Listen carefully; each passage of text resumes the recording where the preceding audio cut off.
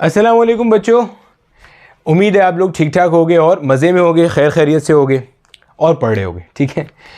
अच्छा भाई, हमारा चैप्टर नंबर 1 चल रहा है, that is measurements and dimensions, और उसके अंदर ये हमारा तकरीबन एक आखिरी लेक्चर होगा। इससे प्रीवियसली हम लोग significant figures, physical quantities, physical units, dimensions, dimensional analysis की तमाम applications A to Z pass paper के आए हुए तमाम क्वेश्चंस के साथ मुकम्मल कर चुके हैं। आप किसी भी बोर्ड से बिलोंग करते हो, ये टॉपिक आपकी किताब में शामिल है। ठीक है। तो और हम हर बोर्ड को कवर करते हुए चल रहे हैं। अब हम लोग बेसिकली पढ़ क्या रहे हैं, या इस टॉपिक का या आज की क्लास का बेसिकली हमारा क्या मोटिव है। हमें ये चीज़ पता है कि हम जब कभी भी किसी फिजिकल क्वांटिटी को मेजर करते हैं, तो जब भी कोई फिजिकल क्वांटिटी मेजर की जाती है तो बच्चे उसके अंदर हमारे पास क्या होती है, गलती आती है, एरर आता है, अनसर्टेनिटी होती है। एरर क्यों आता है, अनसर्टेनिटी क्यों आती है, ये हमने इससे प्रीवियस लेक्चर में बहुत तफसील से पढ़ा था। अगर आपने वो प्रीवियस लेक्चर नहीं देखा हुआ, कोई इशू नहीं है, यहाँ मैं थोड़ी बहुत बेसिक 5-6 मिनट में बता दूंगा। लेकिन अगर पूरी डिटेल देखनी हो तो सिंपल यूट्यूब पर जाकर लिख लेना एरर्स एंड अनसर्टेनिटीज पार्ट 1 या पार्ट 2 बाय बिलाल ज़िया, तो आपको मिल जाएगा इंशाल्लाह। ठीक है। तो होता क्या है, हमारे पास जब भी आप कोई फिजिकल क्वांटिटी मेजर करते हो with the help of an instrument, तो उसमें गलती आती है, उसमें अनसर्टेनिटी होती है, डाउट होता है, गलती की गुंजाइश होती है। अब गलती आना या अनसर्टेनिटी का कैलकुलेशन में आना अच्छी चीज़ तो नहीं है, ये तो बुरी चीज़ है। तो अगर ये बुरी चीज़ है तो आपको उसे क्या करना है, कम से कम करना है, मिनिमाइज़ करना है। अब आप मिनिमाइज़ कब कर सकते हो, जब आपको पता हो कि इसमें मैक्सिमम कितनी गलती आ सकती है। पॉइंट समझ आ रहा है भाई? मिसाल के तौर पर मैं एक कारोबार कर रहा हूँ, मुझे पता है कि यार इस कारोबार में मुझे ज़्यादा से ज़्यादा 100 रुपये का नुकसान हो सकता है, तो मैं 100 रुपये के नुकसान को जहन में रखते हुए अपनी प्लानिंग कर लूँगा। अगर मुझे यही नहीं पता कि मुझे इस कारोबार में कितना नुकसान हो सकता है, तो मैं प्लानिंग कैसे करूँगा। पॉइंट समझ आ रहा है? यही हम आज की क्लास में सीखेंगे। ये नहीं कि कारोबार में नुकसान कितना होता है, ये कि जब कभी भी आप फिज़िक्स में कोई एक्सपेरिमेंट करते हो, कोई मेजरमेंट लेते हो किसी भी क्वांटिटी की, तो उसमें जो गलती आ सकती है वो मैक्सिमम कितनी होती है। और अगर आपको ये पता चल गया कि मैक्सिमम कितनी गलती इस कैलकुलेशन में आ सकती है, तो आप उसे मिनिमाइज करने के लिए काम कर सकते हो। ठीक है जनाब, तो शुरू करते हैं। हेडिंग लगा लो अपने पास और कॉपी पेंसिल निकाल के साथ साथ नोट्स बनाना शुरू कर दो। जहां आपको बोला जाए कि भाई आपने यहां पे वीडियो को पॉज करके खुद से सॉल्व करना है, वहां पे आपने खुद से सॉल्व करना है। ठीक है, चलो शुरू करते हैं।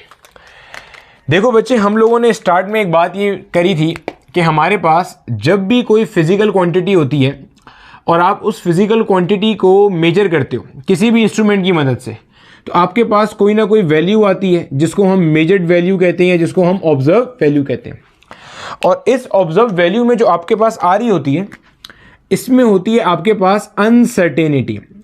अब सवाल आएगा, सर ये अनसर्टेनिटी क्या होती है? देखो अभी बताए थे बेटे, अनसर्टेनिटी से मुराद होती है गैर यकीनी सूरत हाल, या अनसर्टेनिटी आपको आसान तरीन भाषा में यह बताता है कि आपके पास इस फ्ला कैलकुलेशन में मैक्सिमम एरर कितना हो सकता है, यह बताएगा आपको। ज्यादा से ज्यादा कितनी गलती हो सकती है, आप ज्यादा से ज्यादा क्या गलती कर सकते हो, आपको यहां से पता चल जाता है अनसर्टेनिटी से। मिसाल के तौर पे आपने किसी ऑब्जेक्ट की लेंथ मेजर करी। आपने क्या करा, आपने किसी ऑब्जेक्ट की लेंथ मेजर करी और वो आपके पास आई लेट से 30 प्लस माइनस 0.1 सेंटीमीटर। क्या है आपके पास 30 प्लस माइनस 0.1 सेंटीमीटर। अब ये जो आपके पास यहाँ पे 0.1 सेंटीमीटर लिखा हुआ है, this is basically the uncertainty. यानी कि ये कह रहा है कि आपके पास जो आपकी ट्रू वैल्यू है वो कितनी है, 30 सेंटीमीटर, लेकिन जो आप मेजर कर सकते हो, जिस भी इंस्ट्रूमेंट को यूज करते हुए आपने ये कार्रवाई डाली है, आप जो उसे मेजर करोगे ना, वो आप कर सकते हो 30 माइनस 0.1 से 30 प्लस 0.1 तक। यानी कि 30 में से 0.1 निकाल दोगे तो ये क्या बन जाएगा, 29.9 सेंटीमीटर, और यहाँ क्या बन जाएगा 30.1 सेंटीमीटर। यानी कि ये कह रहा है कि आप जब इस इंस्ट्रूमेंट की मदद से एक ऑब्जेक्ट की लेंथ को मेजर करोगे जिसकी ट्रू वैल्यू 30 सेंटीमीटर है, तो आपके पास जो आंसर आ रहा होगा वो 29.9 से 30.1 सेंटीमीटर के दरमियान में आ रहा होगा। यानी कि वो कह रहे हैं कि ये रेंज है जिसमें आपका आंसर आ रहा होगा। यानी कि वो ये कह रहे हैं कि जो मैक्सिमम गलती आप कर सकते हो, यानी कि जो आप मैक्सिमम एरर अपनी कैलकुलेशन में कर सकते हो, वो कितना कर सकते हो, 0.1 सेंटीमीटर प्लस या 0.1 माइनस, यानी कि अगर 30 जो है वो आपकी ट्रू वैल्यू है तो आप या तो इससे 0.1 पीछे हो सकते हो या आप इससे 0.1 आगे हो सकते हो। अब अनसर्टेनिटी का ये मतलब नहीं होता कि आप हमेशा गलती 0.1 आगे या 0.1 पीछे ही करोगे। अनसर्टेनिटी का ये मतलब है कि आपकी गलती इस रेंज में होगी, 0.1 सेंटीमीटर से छोटी होगी। यानी कि हो सकता है आपने कैलकुलेशन करी और आपका आंसर आ रहा हो 29.95 सेंटीमीटर, आपका आंसर आ रहा हो 30.03 सेंटीमीटर, हो सकता है, लेकिन आपका आंसर इस रेंज में लाई कर रहा होगा। तो this was the definition of uncertainty जो हमने ऑलरेडी डिस्कस की थी, ठीक है।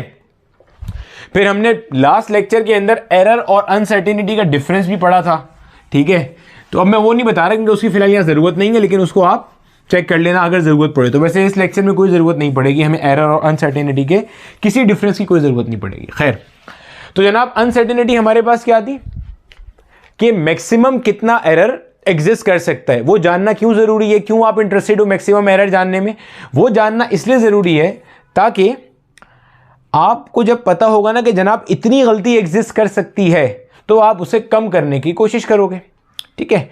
और वैसे भी सामने वाले को ये बताना ज़रूरी होता है कि इस कैलकुलेशन में ये रेंज ऑफ एरर है। अक्सर हम फ़ोन पे कहते हैं ना कि यार मैं 1 घंटे में आ जाऊँगा, 5-10 मिनट ऊपर नीचे हो सकते हैं।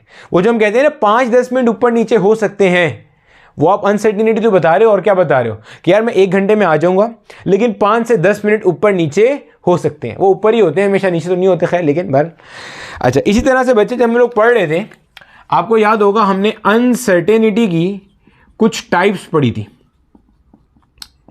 हमने पढ़ा था एक हमारे पास होती है जनाबे वाला एब्सोल्यूट अनसर्टेनिटी, और एक को मैंने कहा था रिलेटिव अनसर्टेनिटी। रिलेटिव अनसर्टेनिटी 2 तरह से मैंने डिफाइन की थी, fractional uncertainty and percentage uncertainty. अगर याद करो, ये मैं थोड़ा सा रिवाइज करा रहा हूँ, ये हम पढ़ चुके हैं बच्चे ऑलरेडी। एब्सोल्यूट अनसर्टेनिटी जो होती है वो आपके least count of the instrument के बराबर होती है। लीस्ट काउंट से मुराद होती है वो कम से कम वैल्यू जो आपका इंस्ट्रूमेंट नाप सकता है। मीटर रॉड 0.1 सेंटीमीटर नाप सकता है, वर्नियर कैलिपर 0.01 नाप सकता है, इसी तरह स्क्रू गेज जो है आपका वो 0.001 सेंटीमीटर नाप सकता है। तो आपके पास ये जो एब्सोल्यूट अनसर्टेनिटी होती है that is equivalent to the least count of the instrument. अच्छा, परसेंटेज अनसर्टेनिटी या फ्रैक्शनल अनसर्टेनिटी निकालने का तरीका क्या था कि आपका जो लीस्ट काउंट है इसको आप डिवाइड कर दोगे अपनी मेजर्ड वैल्यू से, तो ये आपको बेसिकली क्या मिलती है, फ्रैक्शनल अनसर्टेनिटी। फ्रैक्शनल अनसर्टेनिटी और परसेंटेज अनसर्टेनिटी में ज़्यादा फर्क नहीं है। जो आपकी फ्रैक्शनल अनसर्टेनिटी है इसी को 100 से मल्टीप्लाई कर देंगे तो वही चीज़ क्या बन जाएगी, आपकी परसेंटेज अनसर्टेनिटी। पढ़ाते हुए बताया था फ्रैक्शनल जो होता है वो बेसिकली आपके पास आउट ऑफ 1 होता है, जो परसेंटेज होता है basically that is always out of 100। ये सब बातें हमने पढ़ी थी कि अनसर्टेनिटी जो एब्सोल्यूट वाली होती है इसका ताल्लुक इंस्ट्रूमेंट से होता है। यही वजह है कि एब्सोल्यूट अनसर्टेनिटी प्रिसीजन डिफाइन करती है कि आप डेसिमल के बाद कितने डिजिट्स तक आंसर बता सकते हो, आपके इंस्ट्रूमेंट का रेजोल्यूशन कितना है वो ये डिफाइन कर देगी चीज़ें। ये जो चीज़ होती है ना परसेंटेज या फ्रैक्शनल अनसर्टेनिटी या कह लो कि रिलेटिव अनसर्टेनिटी, ये आपके उसमें एरर को डिफाइन करता है या कह लो एक्यूरेसी को डिफाइन करता है, ठीक है। ये कुछ बेसिक सी चीज़ें थी जो हमने रिवाइज कर ली। अब देखो बेटे, हमारे पास जब भी कभी हम लोग पेपर में या कैलकुलेशन करते हैं ना, हम कोई भी एक्सपेरिमेंट करेंगे, हम कभी भी कोई एक्सपेरिमेंट करेंगे, कोई भी फिजिकल क्वांटिटी नापने के लिए जाएंगे ना, तो हमेशा याद रखना कि हमारी फिजिकल क्वांटिटी को आपने जब भी मेजर करना होगा तो उसमें कुछ स्टेप्स इन्वॉल्व होते हैं। मैं आपको मिसाल से समझाता हूँ। देखो, आपने ये फॉर्मूला तो पढ़ा होगा, VF = VI + A × T वाला फॉर्मूला। अब इसमें क्या सीन है बच्चे, अगर आप देखोगे ना तो जो VF है, अगर मैं कहता हूँ कि भाई मुझे बताओ कि अगर मैं इस इक्वेशन को यूज़ करते हुए फाइनल वेलोसिटी मालूम करता हूँ तो फाइनल वेलोसिटी जो मेरे पास आएगी उसमें क्या एरर होगा, क्या अनसर्टेनिटी होगी, मैक्सिमम कितना एरर हो सकता है इस इक्वेशन को देखते हुए। तो देखो, मैं बताने का मकसद क्या है, आप जब भी कोई फिजिकल क्वांटिटी कैलकुलेट करते हो किसी फॉर्मूले की मदद से, तो उस फॉर्मूले में कुछ ना कुछ ऑपरेशंस हो रहे होते हैं। देखो यहाँ पे क्या क्या ऑपरेशन हो रहे हैं, आपको यहाँ पे ये एडिशन ऑपरेशन होता हुआ नजर आ रहा है एक, साथ में A और T के दरमियान में आपको प्रोडक्ट होता हुआ नजर आ रहा है। प्रोडक्ट बोले तो क्या चीज़, मल्टीप्लाई होता हुआ नजर आ रहा है। इसी तरह से मिसाल के तौर पे आपके पास लिखा हुआ है time period of a simple pendulum निकाल रहे हो आप, इस तरह से है आपके पास ये चीज़। अब आप देखो, मतलब अगर मैं आपको बोलता हूँ मुझे बताइए कि टाइम पीरियड जो आप कैलकुलेट कर रहे हैं इसके अंदर बेसिकली क्या अनसर्टेनिटी है, तो ये देखो 2 पाई यहां पे मल्टीप्लाई होता नजर आ रहा है, इसी तरह ये L और G आपस में डिवाइड होते नजर आ रहे हैं, इसी तरह L और G के ऊपर रूट भी है, और रूट को हम लोग क्या कहते हैं, पावर हाफ। समझ आ रही है? यानी कि आपने जो रूल सीखने हैं ना, बेसिकली हम करने क्या लगे, हम लोग टोटल अनसर्टेनिटी कैलकुलेट करने। तो अनसर्टेनिटी को टोटल कैलकुलेट करने के लिए कोई टेंशन नहीं है, फॉर्मूले बने हुए हैं सिंपल से, अभी देख लेंगे हम। कुछ बातें ध्यान में रखने वाली, uncertainty maximum value of error जो एग्जिस्ट कर सकता है। क्यों निकालना जरूरी है, ताकि आपको पता हो कि मैक्सिमम कितनी गलती हो सकती है, क्या गुंजाइश है, उसे कम कैसे करना है। ठीक है, फिर मैंने बताया आप जब भी कोई फिजिकल क्वांटिटी कैलकुलेट करते हो किसी फॉर्मूले की मदद से, तो उस फॉर्मूले में कुछ ऑपरेशंस हो रहे होते हैं, ऐसे ही है। तो उस ऑपरेशन की बेस पे आपने अनसर्टेनिटी को कैलकुलेट करने के रूल्स बना लिए। पहला रूल डील करेगा एडिशन और सब्ट्रैक्शन में क्या करना है, दूसरा डील करेगा प्रोडक्ट एंड डिवीजन में क्या करना है, या प्रोडक्ट एंड कोशेंट भी कहते हैं उसे, डिवीजन इज कोशेंट बेसिकली। तीसरा कहता है पावर आ रही हो तो क्या करना है, चौथा कहता है अगर एवरेज लेना पड़े तो क्या करना है। याद करो रैंडम एरर पढ़ाया था मैंने, रैंडम एरर में मैंने ये बताया था कि अगर आपके पास रैंडम एरर आता है, एनवायरमेंटल फैक्टर्स की वजह से एरर आता है, उसको मिनिमाइज करने के लिए हम क्या करते हैं, एक ही एक्सपेरिमेंट को 3 से 4 बार करते हैं, और जो आंसर आता है उसको फिर एवरेज कर रहे होते हैं। याद आ रहा है? तो एवरेज करेंगे तो अनसर्टेनिटी भी एवरेज होगी, वो कैसे डील करना है। सिमिलरली कोई टाइम वाला एक्सपेरिमेंट है, जैसे time period of a simple pendulum है, इसके अंदर अगर टाइम पीरियड में अनसर्टेनिटी निकालनी है तो कैसे करेंगे। तो इन तमाम चीज़ों के ऊपर डील करती हुई हमारी आज की क्लास है। ठीक है, हेडिंग लगा लिएगा, assessment of total uncertainty in the calculation. क्या हेडिंग है जनाब हमारी, assessment of total uncertainty in the calculation. ठीक है, पहले रूल पे आ जाओ, असेसमेंट ऑफ टोटल अनसर्टेनिटी के साथ। बेटे पहले जो है ना वो यहां पे जरा ये रूल समझ लो, पहले हम रूल को समझ लेते हैं, उसकी एग्जांपल देख लेते हैं, देन इसका पोस्टमार्टम करेंगे कि ये ऐसा हो क्यों रहा है, क्योंकि हमने तो कॉन्सेप्चुअली पढ़ना है। देखो ये कह रहा है बेटे कि अगर आपके पास कभी भी 2 क्वांटिटीज ऐड या सब्ट्रैक्ट हो रही हैं, यानी कि पहली चीज तो आप ये नोट करोगे कि ये रूल आपका एडिशन या सब्ट्रैक्शन दोनों पे लगता है। तो कहता है अगर आपने इसमें टोटल अनसर्टेनिटी निकालनी है तो इनकी जो एब्सोल्यूट अनसर्टेनिटीज है ना वो ऐड होती हैं। Absolute uncertainties are added in addition and subtraction. जब भी आप कभी ऐड या सब्ट्रैक्ट कर रहे हो तो इनकी जो एब्सोल्यूट अनसर्टेनिटी है वो हमेशा क्या होती है, ऐड होती है। मिसाल देते हैं, ये एग्जाम्पल में आपको कह रहा है कि आप जो है ना मिसाल के तौर पे किसी ऑब्जेक्ट की लेंथ मेजर कर रहे हो। ऑब्जेक्ट की लेंथ को मेजर करने का तरीकाकार क्या होता है, अगर मैं आपको थोड़ा रिवाइज करा दूं ना बच्चे, तो तरीका ये होता है, ये मान लीजिए आपके पास स्केल है और इस स्केल के अंदर आपने बेसिकली क्या किया, अपने ऑब्जेक्ट को उठा के ऐसे रख दिया।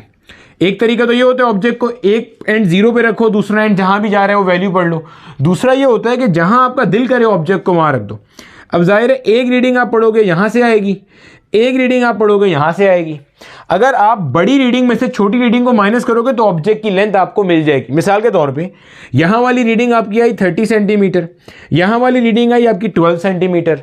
यानी कि जो ऑब्जेक्ट है, इस ऑब्जेक्ट की टेल, इस ऑब्जेक्ट का पीछे का हिस्सा या इस ऑब्जेक्ट की दुम 12 सेंटीमीटर मार्क पे और इस ऑब्जेक्ट का हेड या अगला हिस्सा 30 सेंटीमीटर मार्क पे।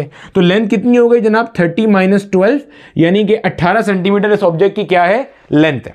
अब सवाल सुनो गौर से, क्या कह रहे हैं। सवाल आपको कह रहा है कि आपने एक ऑब्जेक्ट था, उस ऑब्जेक्ट की लेंथ मेजर करी और उस ऑब्जेक्ट के जो 2 सिरे थे ना, 2 एंड थे, एक एंड ए है और एक एंड बी है। जो आपका एंड ए था वो आ रहा है 11.6 ± 0.1 सेंटीमीटर पे, और जो एंड बी था वो आ रहा है 39.8 ± 0.1 पे। अब ये जो ± 0.1 है ना, ये बेसिकली आपके पास इसके अंदर क्या बता रहा है, ये एब्सोल्यूट अनसर्टेनिटी। कॉन्सेप्ट करना, एकदम फील हासिल कर लेना।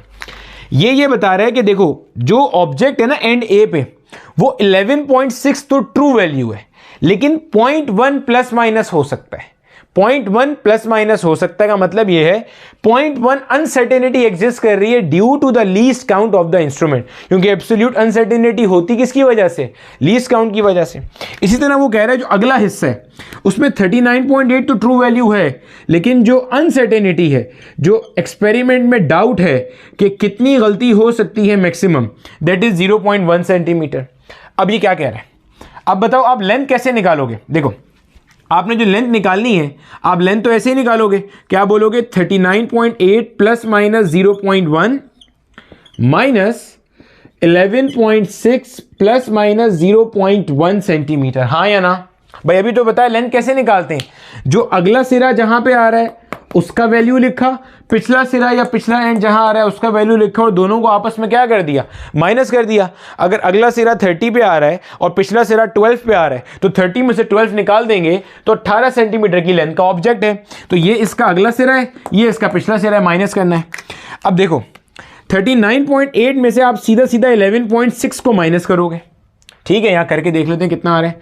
39.8 में से आपने सीधा सीधा क्या करा, 11.6 को माइनस किया, 8 में से 6 माइनस किया 2 बचा, 9 में से 1 गया 8, 3 में से 1 गया 2, यानी कि यहां पे आपके पास आ रहा है जनाबे वाला 28 पॉइंट। ये इसको पहले मैं लिख भी लेता हूं ना, वरना कंफ्यूज हो जाओगे। देखो मैं इसको लिख रहा हूं 39.8 माइनस 11.6 सेंटीमीटर, सेट हो गया। अब प्लस माइनस, क्योंकि अनसर्टेनिटी हमेशा प्लस माइनस में लिखी जाती है। अब यहां पे समझ लीजिएगा जरा क्या लिखा हुआ है, पढ़ो उसको दोबारा। एब्सोल्यूट अनसर्टेनिटीज आर एडेड, चाहे आप एडिशन कर रहे हो चाहे आप सब्ट्रैक्शन कर रहे हो, जो आपकी अनसर्टेनिटी है वो हमेशा ऐड होगी।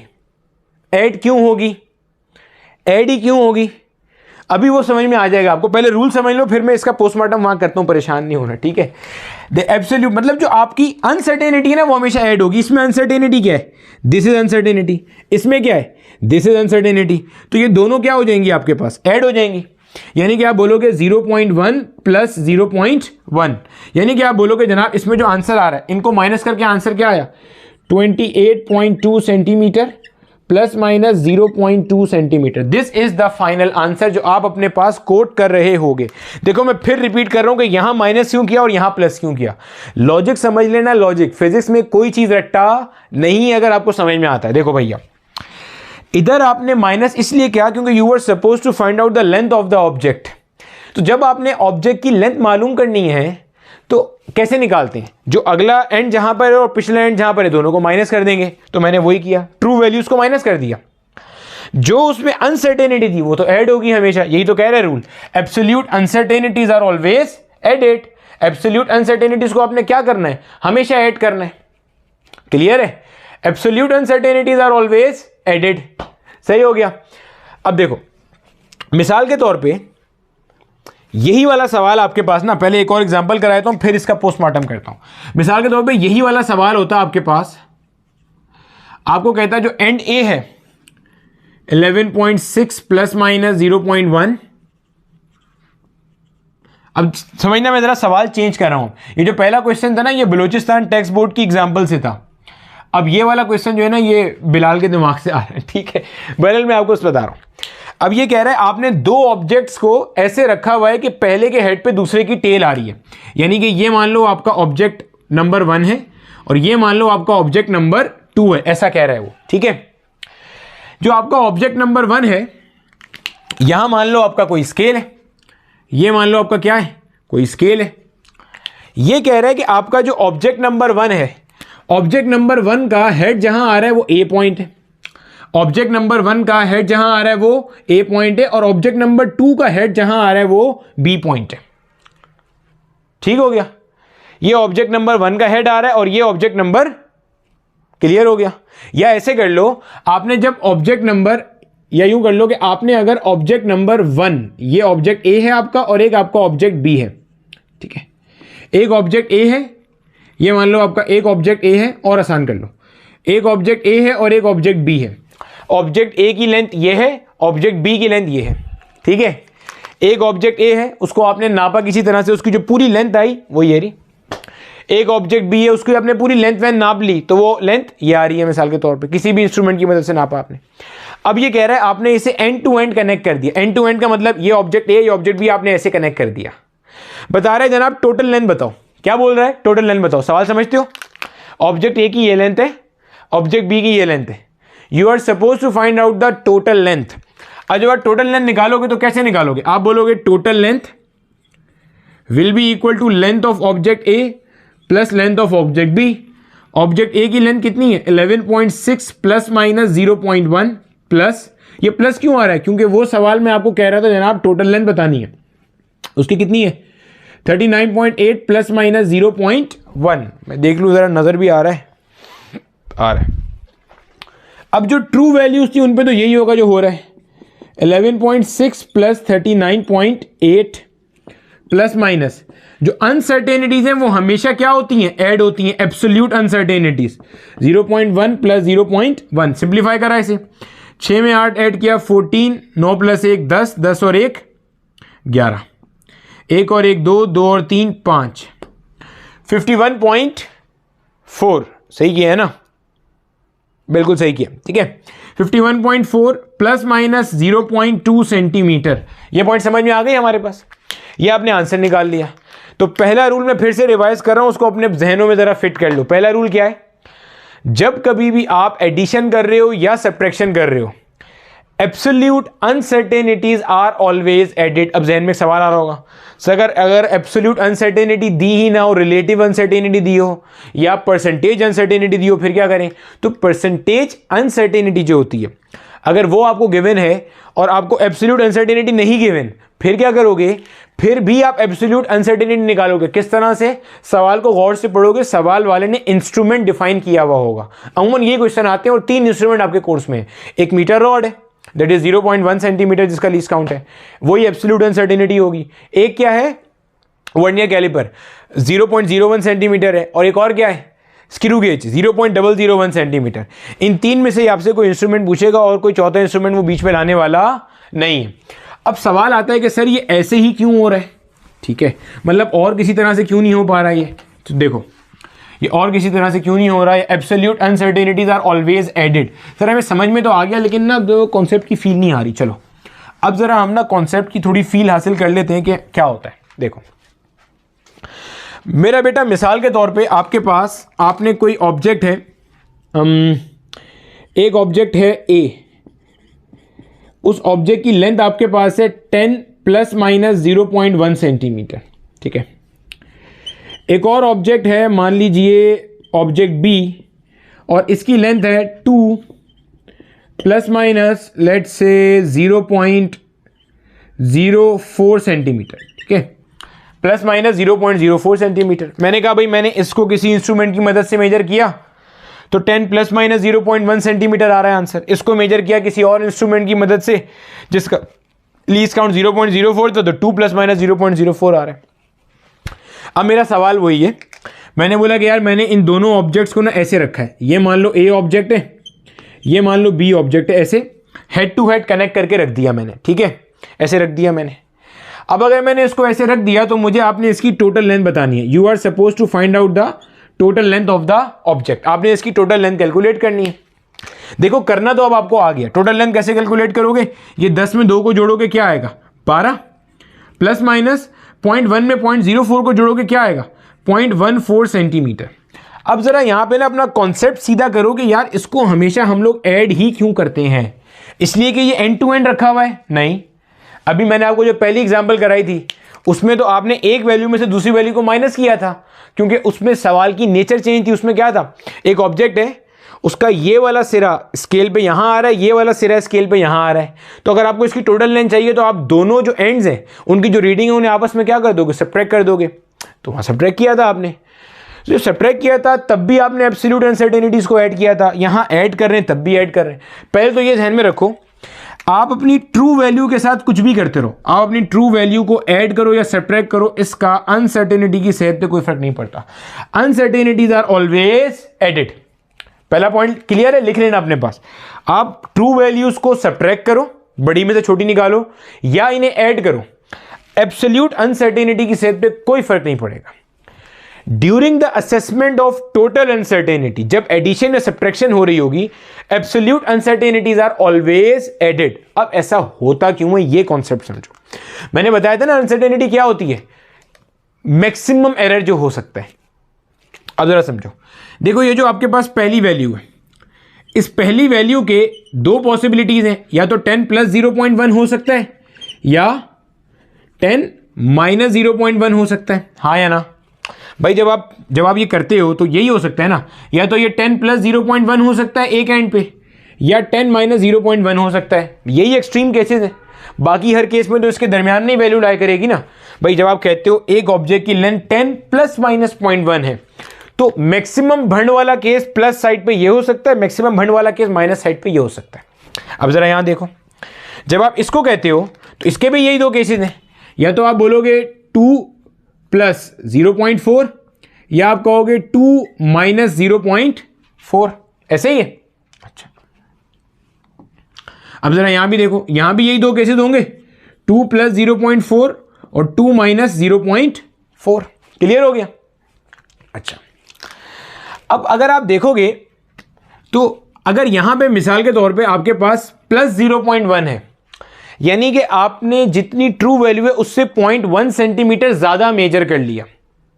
यहां 0.1 सेंटीमीटर आपने ज्यादा मेजर किया और यहां आपने 0.4 सेंटीमीटर ज्यादा मेजर कर लिया। मिसाल समझना, ये दो मार्कर है मेरा बेटा, गौर से सुनना, गौर से समझना, कॉन्सेप्ट की फील दिला रहा हूं, ठीक है।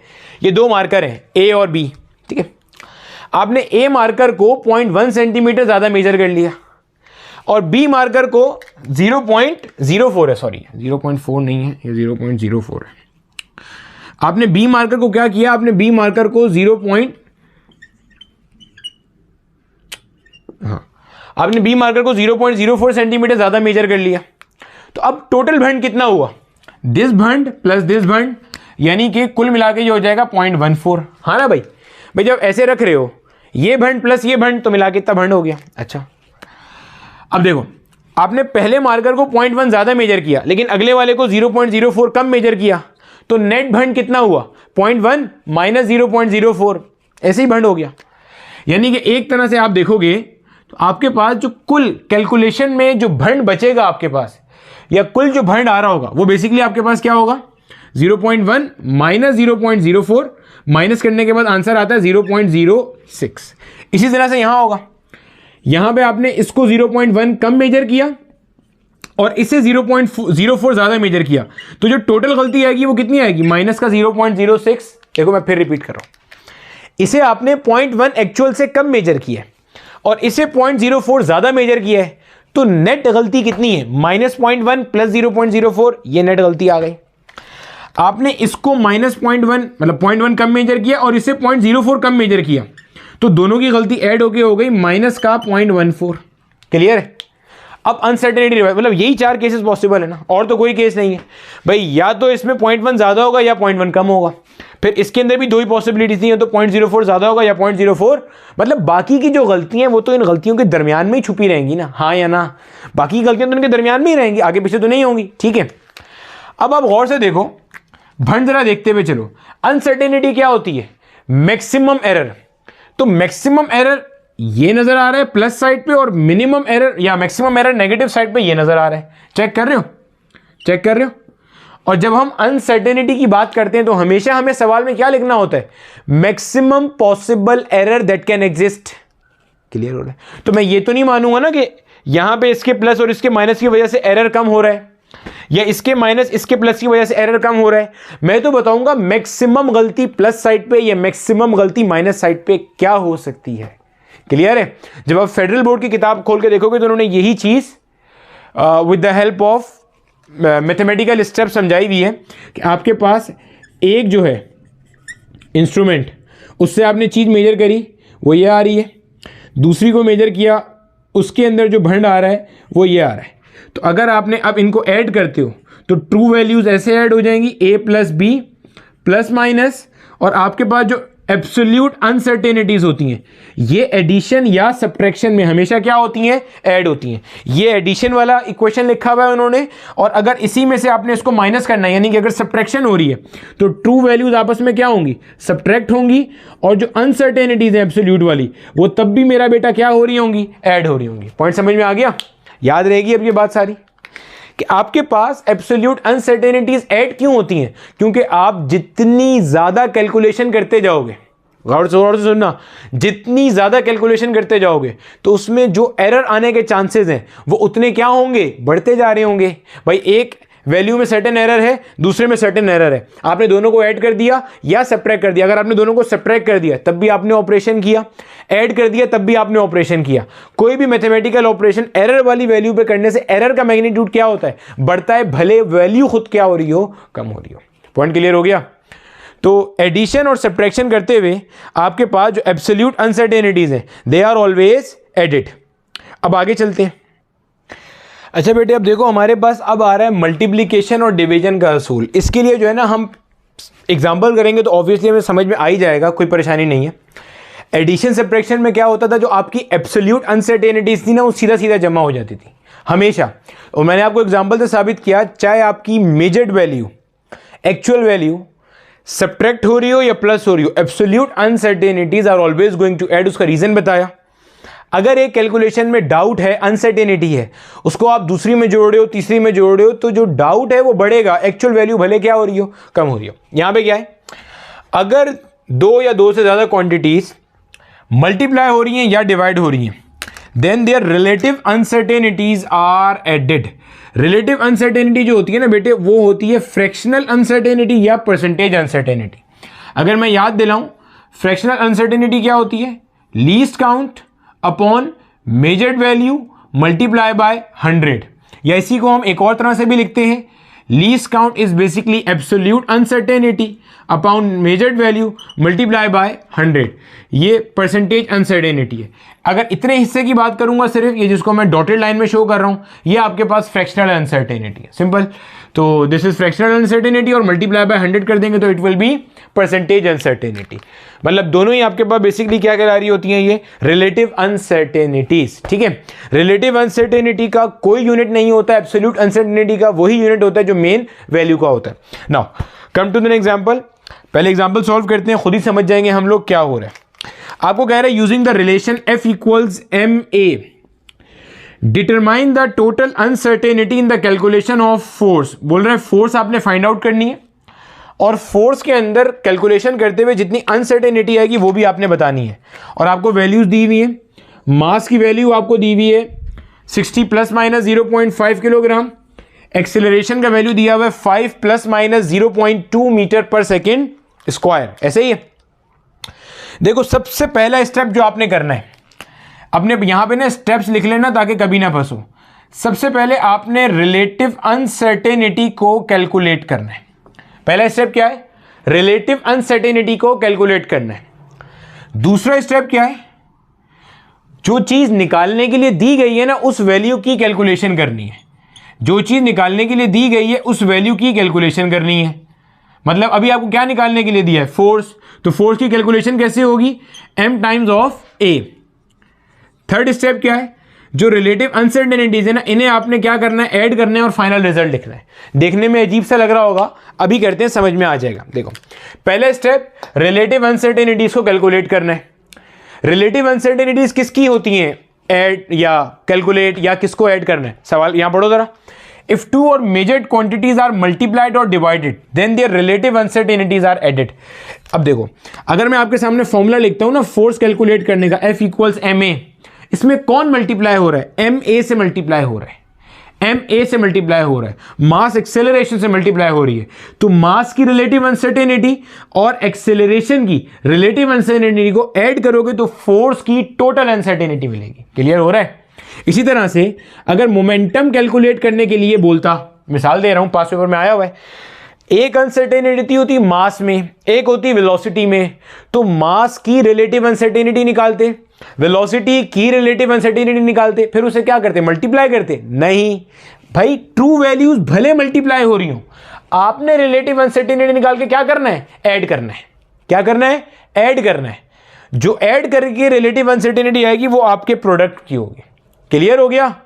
ऐसे ही है, मतलब जनरलाइज अगर मैं कर दूं z equals a into B है मिसाल के तौर पे, तो a की रिलेटिव अनसर्टेनिटी निकालोगे, b की रिलेटिव अनसर्टेनिटी निकालोगे, दोनों की रिलेटिव अनसर्टेनिटी को ऐड करोगे तो you will get the relative uncertainty of z।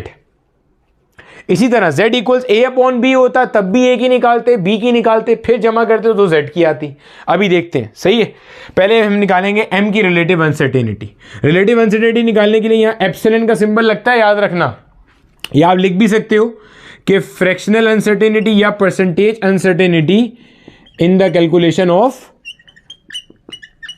M. M is mass. क्या होता है? Absolute uncertainty upon measured value, ये होती है absolute uncertainty, this is measured value. तो जनाब 0.5 अपॉन 60 मल्टीप्लाई बाय 100, ऐसे ही होगा 0.5 अपॉन 60 मल्टीप्लाई बाय 100। इसी तरह से relative uncertainty in the calculation of acceleration कैसे आएगा? Absolute uncertainty divided bye measured value multiply by 100। इन दोनों की वैल्यूज को आप कैलकुलेट कर सकते हो। कैलकुलेट करोगे तो ऊपर वाले का आंसर 0.8% आ रहा है, मैंने पहले से करके रखा हुआ है, और इसका आंसर तकरीबन क्या आ रहा है हमारे पास 4% आ रहा है तकरीबन, ठीक है। 0.8% एंड 0.4%, सॉरी 0.4 नहीं 4%, ठीक है, 0.8 और 4%। अच्छा, अब ये तो हो गया हमारे पास सबसे पहला स्टेप पूरा। अब क्या करना है? Calculate F equals M A. अब आपने F इक्वल्स एम ए निकालना है। मास कितना है? 60, ये तो अलग डील हो रहा है। ए कितना है? 5, ये 0.2 अलग डील हो रहा है। तो 60 मल्टीप्लाई बाय 5, क्या आंसर आता है? 300। ये F आ गया, कैलकुलेशन भी हो गई। अब आपने क्या करना है? रिलेटिव अनसर्टेनिटीज को ऐड करना है। ये कितनी है? 0.8%, ये कितनी है? 4%। तो जो फोर्स के अंदर आप लिखोगे कैसे इसे? आप लिखोगे कैसे इसे? मैं इसको यहीं पे लिख देता हूं, ठीक है। जो मैं बता रहा हूं ना बच्चे, गौर से देखते जाना, स्टेप ध्यान में रखना। आप लिखोगे यहां पे total relative uncertainty in the calculation of force, जो होगी वो बेसिकली कैसे आएगी? इन दोनों की रिलेटिव अनसर्टेनिटीज को ऐड कर देंगे, यानी कि 0.8% जो मास वाली रिलेटिव अनसर्टेनिटी है और 4% जो इसकी वाली है, कुल मिला के कितना बन जाएगा? ये 4.8%। फाइनल आंसर कैसे लिखेंगे? आप बोलोगे यार जो फोर्स कैलकुलेट हुई है दिस इज 300 प्लस माइनस 4.8%, ये आपके पास आंसर आया है। फोर्स को कैलकुलेट करने के बाद जो आप आंसर लिखोगे बच्चे वो इस तरह से लिखोगे। क्लियर हो गया? फोर्स की आपके पास जो टोटल रिलेटिव अनसर्टेनिटी वो हमने निकालना सीख ली इंडिविजुअल अनसर्टेनिटीज को ऐड करके। अब ये रिलेटिव अनसर्टेनिटी है, अगर आपको उसमें जाना है, उसमें जाने से क्या मुराद है? अगर आपको इस रिलेटिव अनसर्टेनिटी को कन्वर्ट करना है एब्सोल्यूट अनसर्टेनिटी में, तो उसका भी तरीका बताया था, देख लो कैसे निकालते हैं। 4.8 अपॉन 100 मल्टीप्लाई बाय 300, 2 0 से 2 0 चले गए, सिंप्लीफाई करूंगा 3 8 जा 24, 4 आया 2 चला गया, 3 4 जा 12, 12 और 2 कितना हुआ? 14 और डेसिमल लग गया 14.4। यानी कि यही आंसर ऐसे लिखा जाएगा। आपके पास जो फोर्स आई है दिस इज 300 प्लस माइनस 14.4 और यूनिट क्या है जनाब इसका? न्यूटन। क्लियर है? ये हमारे पास मेरा बेटा इसका आंसर आया है। क्लियर हो गया? Now this is the answer. मैं फिर रिपीट कर रहा हूं कैसे कैलकुलेशन करिए। अगर आपके पास एक चीज आपने z कैलकुलेट करनी है and z is given by a multiply by b, z is given by a multiply by b, तो पहला स्टेप आप रिलेटिव अनसर्टेनिटी a की निकालोगे, रिलेटिव अनसर्टेनिटी b की निकालोगे, z फिर आप कैलकुलेशन करोगे z equals a into B. Total relative uncertainty in z कैसे मिलेगी? a की रिलेटिव अनसर्टेनिटी b की रिलेटिव अनसर्टेनिटी जमा कर देना, ऐसे लिखोगे आंसर। रिलेटिव को एब्सोल्यूट में कन्वर्ट करने का ये तरीका है। ठीक है, चलो कॉपी कर लो। एक सवाल और करते हैं कॉन्सेप्ट्स को जानदार बनाने के लिए। अब देखो मेरा बेटा, हमारे पास एक और सवाल दिया हुआ है कहते हैं find the maximum possible uncertainty in the calculation of resistance. और ये उसने क्या करा? रेजिस्टेंस को कैलकुलेट करा रहा है with the help of Ohm's law. Ohm's law तो हम सबको याद होता है, हमने मैट्रिक क्लास में पढ़ा होता है ना, V इक्वल्स आई आर, तो R will be equal to V upon I. अच्छा, ये जुमला वो भले लिखे या ना लिखे, मैक्सिमम पॉसिबल अनसर्टेनिटी, ये लिखे या ना लिखे, आप जो कर रहे हो ना उससे मैक्सिमम अनसर्टेनिटी ही निकाल रहे हो। इन शॉर्ट, अनसर्टेनिटी का मतलब इटसेल्फ यही है कि maximum error that can exist in a calculation. It is not definite कि वो ही एग्जिस्ट करेगा, लेकिन that may exist, that can exist, जो आ सकता है। ठीक है, पहले स्टेप क्या है? पहले स्टेप था रिलेटिव अनसर्टेनिटीज निकालना। तो जनाब निकालेंगे। अच्छा, ये एप्सिलॉन वी से मुराद है relative uncertainty in the calculation of voltage. कैसे निकालते हैं? Absolute uncertainty divided bye measured value multiply by 100। ये तरीका है रिलेटिव अनसर्टेनिटी या परसेंटेज अनसर्टेनिटी को कैलकुलेट करने का किसी भी उसमें। अगर करंट में निकालनी है तो करंट की आपके पास जो भी वैल्यू है एब्सोल्यूट अनसर्टेनिटी अपॉन में क्या आ रहा है 0.84 क्या है बेसिकली इसकी मेजर्ड वैल्यू मल्टीप्लाई बाय 100। अब अगर किसी के जहन में ये सवाल आ रहा है कि सर हमारे पास MD कैट ई कैट में तो हमें कैलकुलेटर अलाउ नहीं होता, अगर ये आ गया फिर क्या करेंगे? MD कैट ई कैट के जो क्वेश्चन आते हैं उसमें अल्टीमेटली बच्चे याद रखिएगा ये चीज़, वैल्यूज इस तरह की दी जाती हैं जो आपके लिए फीजिबल होती हैं सॉल्व करना विदाउट यूजिंग कैलकुलेटर। ठीक है, अब देखो इधर आपने इसको सिंप्लीफाई किया, इसका आंसर तकरीबन 2% आएगा, इसका आंसर तकरीबन हमारे पास क्या आएगा 6% आ रहा होगा। ठीक है, 2% और 6%। अब मेरा बेटा अगर आप इसको देख रहे होगे ना, अब अगला स्टेप क्या था? अपनी कैलकुलेशन आपने करनी है। कैलकुलेशन क्या है? R equals V divided by I। V कितना है 5.2, I कितना है 0.84। इसे आप सिंप्लीफाई करोगे, कैलकुलेट करोगे, आंसर आपके पास आएगा 6.19 ओम्स। अब ये 6.19 ओम को आपने राउंड ऑफ कर दिया 6.2 पे, ऐसा क्यों किया? याद करो मेरा बेटा, जब मैं सिग्निफिकेंट फिगर्स पढ़ा रहा था मैंने आपको एक टॉपिक पढ़ाया था मल्टीप्लिकेशन, डिवीजन, एडिशन, सब्ट्रैक्शन। मैंने बताया था मल्टीप्लिकेशन और डिवीजन करते वक्त जो आपका आंसर आता है, डिवीजन मल्टीप्लिकेशन करते हुए जो आंसर आता है उसमें उतने सिग्निफिकेंट फिगर्स रखे जाते हैं जितने लीस्ट में होते हैं। इसमें कितने हैं? 2 सिग्निफिकेंट फिगर्स, इसमें भी कितने हैं? 2 सिग्निफिकेंट फिगर्स। अगर एक में 3 होते, एक में 2 होते तो आंसर में कितने आते? 2। एक में 4, एक में 3 होते, आंसर में कितने आते? 3। याद आ रहा है? एडिशन सब्ट्रैक्शन में हम लोग डेसिमल के बाद वाले डिजिट्स देखा करते थे, इसमें हम लोग सिग्निफिकेंट फिगर्स की तादाद देखा करते थे। बच्चे ये सब चीजें हमने सिग्निफिकेंट फिगर्स में मुकम्मल करी हुई हैं ऑलरेडी। 6.2 ओम आ गया। अब इसमें टोटल अनसर्टेनिटी कितनी है वो निकाल लेते हैं। तो जनाब total uncertainty in the calculation of R is, इसकी कितनी है 2%, इसकी कितनी है 6%। जमा कर लेंगे तो कितना आ रहा है ये 8%। आंसर कैसे लिखेंगे? आप बोलोगे 6.2 ओम्स प्लस माइनस 8%। ये इसका रिलेटिव अनसर्टेनिटी के सेंस में आंसर है। अगर ये नहीं चाहिए तो 8/100 मल्टीप्लाई बाय 6.2, ये रिलेटिव अनसर्टेनिटी को आप कन्वर्ट कर रहे हो किस में? एब्सोल्यूट अनसर्टेनिटी में। इसको आप कन्वर्ट करोगे तो अल्टीमेटली आपके पास आंसर आ जाएगा 0.5 ओम्स। यानी कि आप इसी आंसर को ऐसे लिखोगे 6.2 प्लस माइनस 0.5 ओम्स। ये ओम्स बाहर इसलिए आ रहा है क्योंकि दोनों के साथ है। ठीक है जनाब, तो ये आपके पास था जनाब प्रोडक्ट और डिवीजन का रूल कि आप कैसे अपने प्रोडक्ट और डिवीजन में चीज़ों को लेकर के सॉल्व कर सकते हो और टोटल अनसर्टेनिटी को असेस कर सकते हो।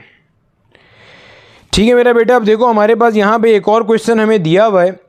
इसमें हमें कह रहा है कि आपने एक कोई कमरा है, उस कमरे की आपने लेंथ और विड्थ रिकॉर्ड करी है, और जो आपने लेंथ और विड्थ रिकॉर्ड करी है वो आपके पास इतनी आ रही है।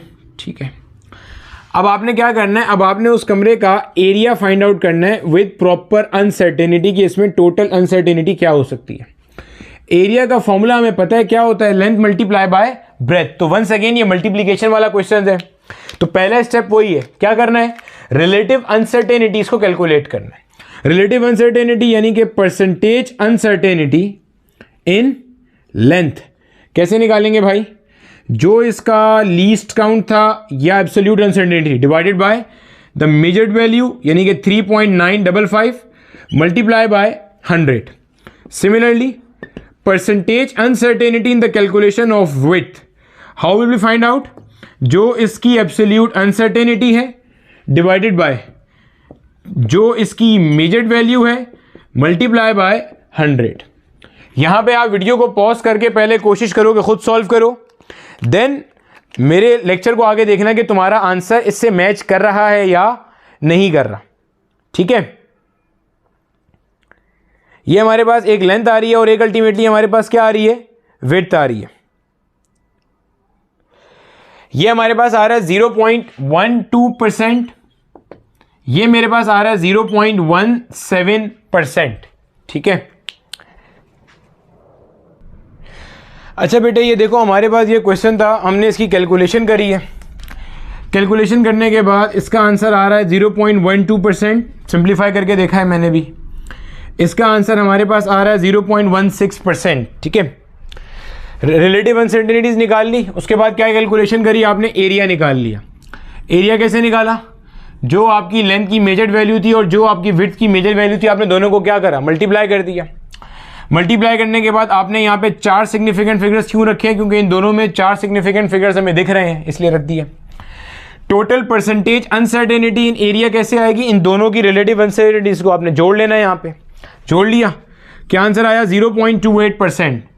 एरिया कैसे लिखेंगे, जो आपका एरिया आया था यानी कि 12.06 मीटर प्लस माइनस 0.28%, ये आपने एरिया का answer in terms of relative uncertainty define कर दिया। अब आपने किस में करना है, अब आपने यही चीज रिलेटिव से एब्सोल्यूट में लेके जा रहे हो। 0.28 divided by 100 multiply by 12.06, answer आया 0.033। आगे क्यों नहीं लिया, हालांकि कैलकुलेटर में आगे भी आंसर आ रहा है। यहां पे मुझे 4 सिग्निफिकेंट फिगर दिख रहे हैं और यहां पे मुझे कितने हैं, 2, ऐसे ही है ना, 2 सिग्निफिकेंट फिगर्स दिख रहे हैं। ठीक है, और यहां पे 1 दिख रहा है। तो इसमें हमारे पास जो लीस्ट है, इसको आप एक स्टेप और आगे ले जाओगे, इसमें जो आपका लीस्ट है वो कहां पे जाके रुक जाएगा, आपका 0.03 पे जाके रुक जाएगा। ठीक है, क्लियर हो गया। ये हमारे पास इसका आंसर आ गया, यानी कि 12.06 प्लस माइनस 0.033। क्लियर है।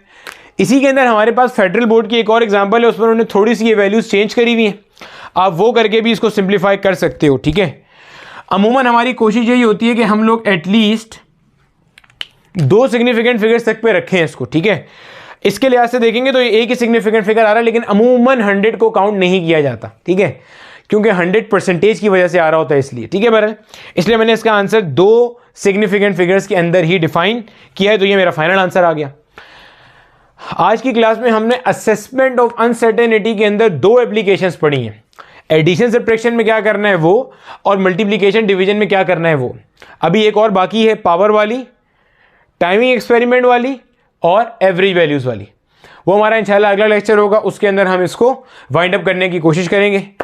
नेक्स्ट क्लास तक के लिए, नेक्स्ट लेक्चर तक के लिए बच्चों अच्छे से पढ़ते रहना। ये जो आपने कैलकुलेशन करी है इनको अच्छे से एक बार हाथ पे बिठाना और मुझे बताना कि यहाँ तक की कहानी सबको अच्छे से समझ में आई या नहीं आई।